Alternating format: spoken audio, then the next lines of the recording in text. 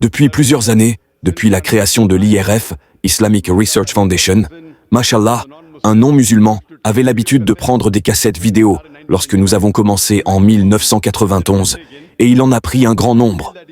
J'ai le sentiment qu'il a visionné plus de cassettes de l'IRF que n'importe quel autre musulman. Il a posé une question.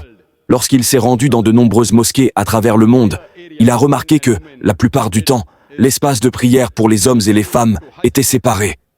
Mais lorsqu'il est allé au Hajj, à la Mecque, à Mina et à Muzdalifa, il a constaté que la zone de prière était la même et que les hommes et les femmes étaient donc parfois mélangés. Ce frère ne réalise pas qu'en réalité, même à la Mecque, Muzdalifa et Mina, la zone de prière est normalement distincte. Cependant, en raison de la situation particulière du Hajj, certaines circonstances empêchent d'avoir une séparation stricte.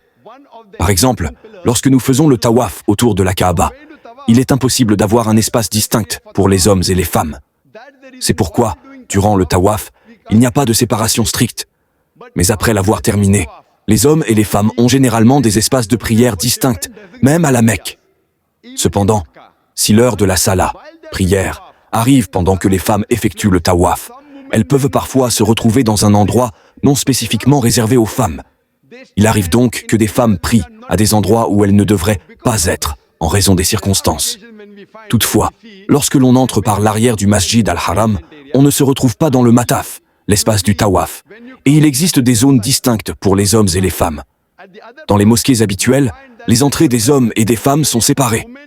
Au Haram, il existe également des espaces distincts, réservés aux femmes.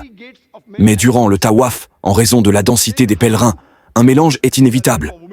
Cependant, lorsqu'elles prient, elles sont censées se tenir dans des zones séparées.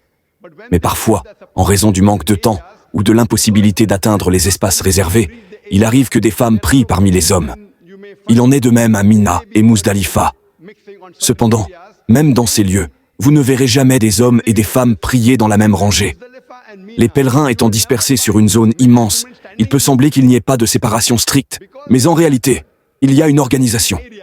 Comme les familles voyagent ensemble, elles restent parfois proches les unes des autres, mais la prière se fait dans des espaces distincts. Prenons un exemple. Imaginons que la zone s'étende sur une centaine d'hectares. Une moitié serait attribuée aux hommes et l'autre aux femmes.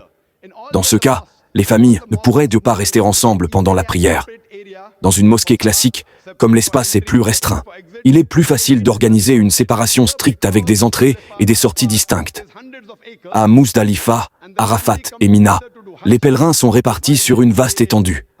Ainsi, bien que les hommes et les femmes soient séparés, cette séparation peut sembler moins évidente qu'en milieu confiné.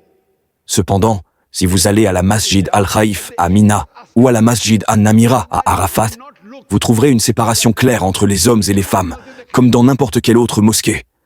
Lorsque les musulmans prient dans de grands rassemblements et sur de vastes espaces, il devient difficile de maintenir une séparation stricte sans perturber l'organisation du Hajj. Mais malgré cela, la règle de base demeure. Hommes et femmes doivent être séparés pendant la prière, tout en bénéficiant des mêmes facilités. Pourquoi cette séparation? Pour que chacun puisse mieux se concentrer sur Allah subhanahu wa ta'ala et éviter tout mélange des sexes inappropriés. J'espère que cela répond à ta question, mon frère.